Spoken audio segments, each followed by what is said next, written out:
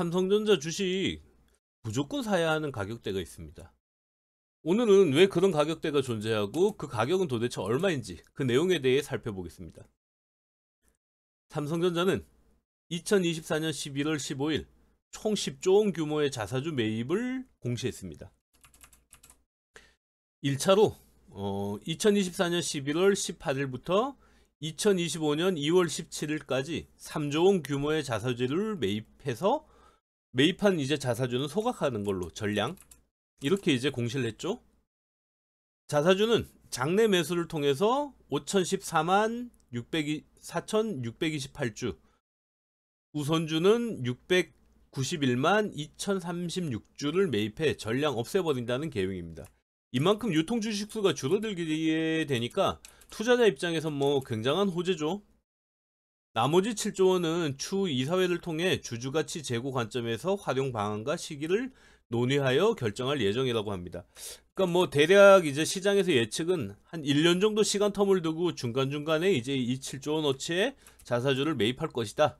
이런 얘기들을 하는데 이거는 뭐 사정에 따라 변할 수는 있습니다.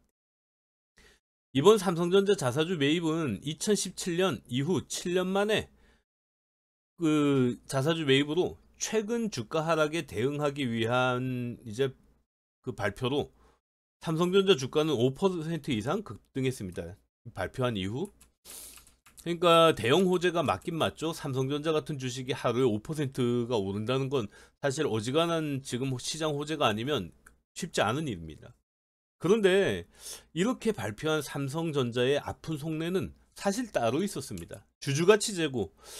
뭐 얼핏 들으면은 주가가 많이 떨어졌으니까 삼성전자 주주들을 위한 이런 이제 발표로만 이제 생각할 수도 있는데 사실 그 내막에 숨겨져 있는 걸 보면 좀 급했습니다. 2024년 11월 14일 삼성전자는 여러 가지 악재가 겹치면서 5만 원대가 무너졌습니다. 그래서 4만 전자까지 이제 내려갔죠. 당일 49,900원까지 찍고 15일 날 바로 크게 반등하기 시작합니다. 이때까지는 아무런 공시가 없었습니다. 근데 15일 장 마감 후 삼성전자에서는 10조 원 규모의 자사주 매입 계획을 발표했습니다.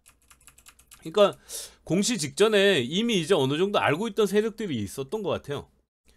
주말이 지나서 11월 18일 월요일 이때가 이제 아마 개미들은 저 공시를 보고 이제 주식을 매입할 수 있는 시기였겠죠. 요때 56,700원까지 이제 회복했습니다. 그러니까 단기간에 이제 주가가 꽤 많이 오른 셈이죠. 이렇게 올랐으니까. 그런데 왜 자사주 매입 발표를 주가가 49,900원까지 떨어진 날 발표했을까? 뭐 많이 떨어졌으니까 그런 거 아니야 라고 생각할 수 있지만은 삼성전자 내부에 아주 긴급 상황이 생겼던 겁니다. 주가가 일정 수준 이하로 떨어지게 되면 오너 일가에게 큰 문제가 생길 수 있어 삼성전자의 자금력을 총동원해 주가를 방어해야 했습니다. 그럼 어떤 문제가 발생했을까요?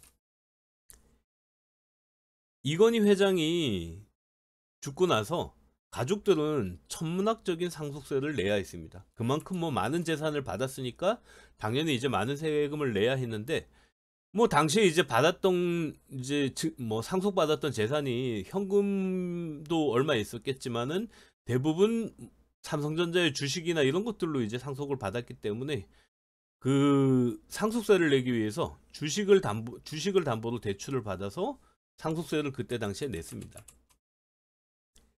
2024년 11월 15일 기준 홍라희 여사의 경우 대출 받은 그 삼성전자 주식 담보로 대출 받은 건이 9건, 이부진 사장이 2건, 이서현 사장이 4건의 대출을 받았습니다.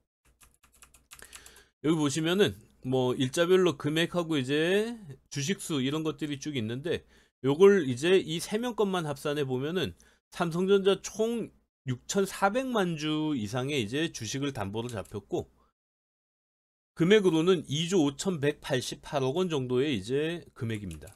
굉장하죠? 그런데 주가는 수시로 변합니다. 담보를 제공했는데 담보 가치가 계속 변하면 오르면 상관없겠지만은 떨어지면 대출해준 입장에서는 사실 불안하죠. 담보 가치보다 주가가 더 떨어질 수도 있는데 그때 되면 오히려 대출해준 입장에서 손해를 볼 수 있으니까 안전장치를 걸어 두는데 그게 담보 유지 비율입니다. 그래서 일정 수준의 이 비율은 계속해서 이제 지켜두는 걸로 안전장치를 걸어 두는 거죠. 삼성전자 주가가 49,900원까지 내렸을 때 실제 담보 유지 비율 아래로 떨어지면서 추가 담보를 제공하거나 모자라는 비율만큼 돈을 추가로 입금해야 했을 수도 있습니다.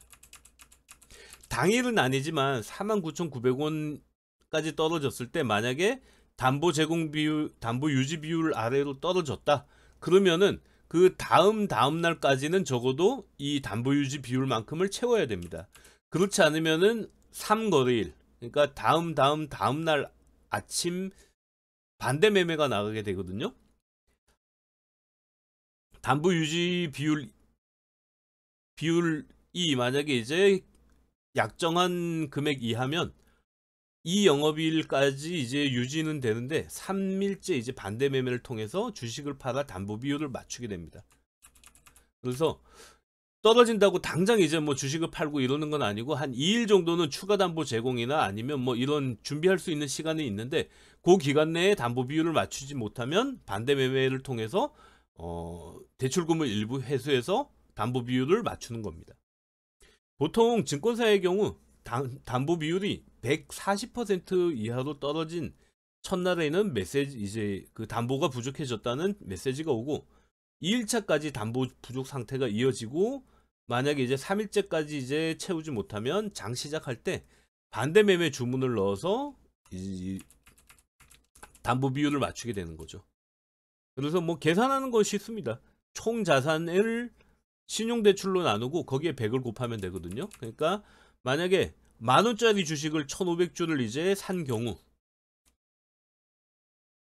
투자금 500만원을 이용해서 신용대출 1000만원을 받고 그렇게 해서 이제 만약에 1500만원어치 받았다, 주식을 샀다. 그러면 1500만원, 그 중에 1000만원이 이제 신용대출이니까 1000만원을 나누면 나누고 100을 곱하면은 150%로 이제 계산이 됩니다. 계산은 쉽죠? 반대 매매는 거의 이제 무조건 하한가로 주문을 넣기 때문에 생각보다 많은 주식을 팔아야 됩니다. 그러니까 뭐 실제로 이제 주가가 그렇게까지 떨어지지 않더라도 하한가 주문으로 이제 이 매도할 주식수를 계산해서 주문을 그냥 넣기 때문에 일단 장 시작할 때 하한가로 이제 주문이 들어오면 무조건 매수 체결이 되겠죠?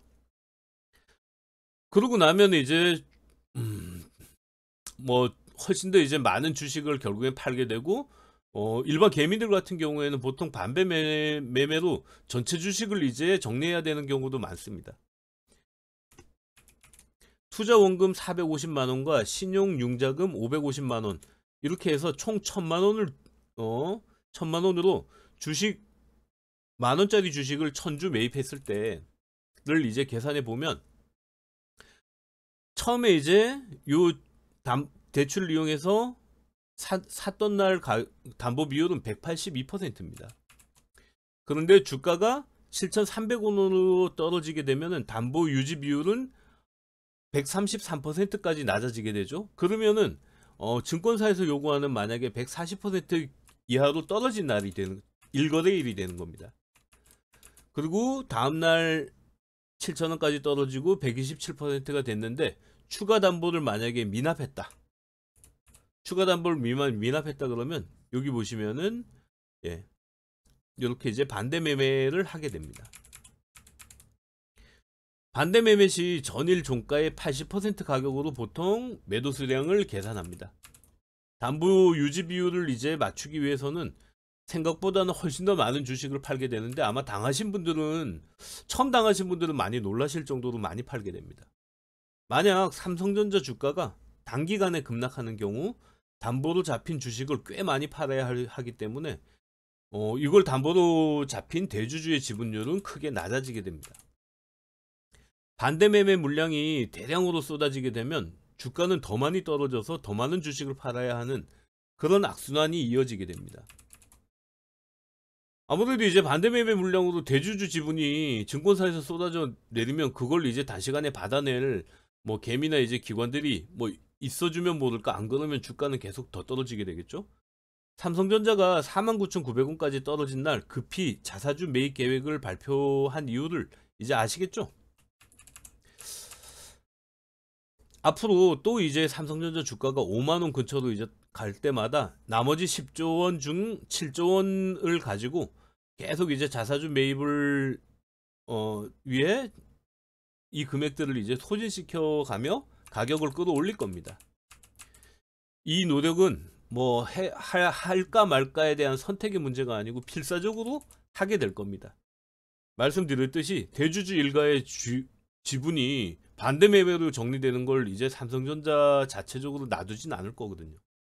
만약 반대 매매가 이루어진다면 현재 삼성전자 대주주 명단에서 이재용 회장을 제외한 나머지 가족들의 이름이 계속해서 남아 있을지도 이제 의문입니다. 여기 보시면 삼성전자 대주주에 보면은 이렇게 홍라인, 이재용, 이부진, 이서연 이렇게 이제 이름을 올리고 있거든요. 실제 홍라인 여사는 삼성전자 주가가 하락하자 돈을 빌린 한국증권금융과의 담보계약을 변경했습니다. 변경 내용은 당연히 이제 대출한 2,850억 원의 담보 주식을 619만 주에서 710만 주까지 이제 늘린 겁니다. 그러니까 추가 담보를 제공한 겁니다. 그렇게 해서 반대 매매를 막은 거죠. 현재 담보 유지 비율 기준 삼성전자 주가 마지노선을 예측한다면 홍라희 여사 같은 경우에는 58,300원대를 이제 예측할 수 있고, 이부진 사장 같은 경우에는 63,000원대, 이서연 사장 같은 경우에는 58,000원대로 추측하고 있습니다. 그러니까 대략 한 이 정도 가격 밑으로 떨어지면 이제 대주주들의 그 반대 매매, 그러니까 추가 담보 제공이나 이런 것들이 이제 또 이루어져야 될 텐데, 사실 이제 뭐 아무리 이제 뭐 부자라고 하지만 계속해서 담보를 제공할 수도 없고, 물론 이만한 현금을 이제 가지고 있지도 않을 겁니다. 대략 한 56,000원에서 7,000원 정도가 오너 일가의 하방 지지선으로 볼 수 있다는 계산이 나옵니다. 자사주 매입은 아마 하방 지지선으로 예측되는 저 가격이 깨지면 적극적으로 이루어질 것으로 이제 예상할 수 있기 때문에, 뭐 투자자 입장에서는 저 아래 가격에서 만약에 매수했다 그러면은 큰 위험 없이 이제 수익을 볼 수 있습니다. 제가 아까 전에 말씀드렸듯이 반대 매매가 이제 그러니까 주가 담보 비율을 맞춰야 되는 그 날짜까지는 적어도 주가를 끌어올려야 되기 때문에, 저 가격 밑으로 떨어지면 자사주 매입 계획이든 뭐든 이제 호재를 뿌려갖고 다시 주가를 끌어올리게 될 거예요, 아마. 이런 점들을 이제 잘 알면서 삼성전자 주가를 보고 계시면은 좋은 결과 있으실 겁니다. 그 삼성전자 투자자분들 혹시라도 주가가 많이 떨어지더라도 일정 수준 이하로 떨어지게 되면은 나보다 더 큰 문제가 생기는 오너 일가가 있다라고 이제 믿으시고 투자를 지속해 나가셔도 좋을 것 같아요. 좋아요와 구독 부탁드리면서 이만 마치겠습니다.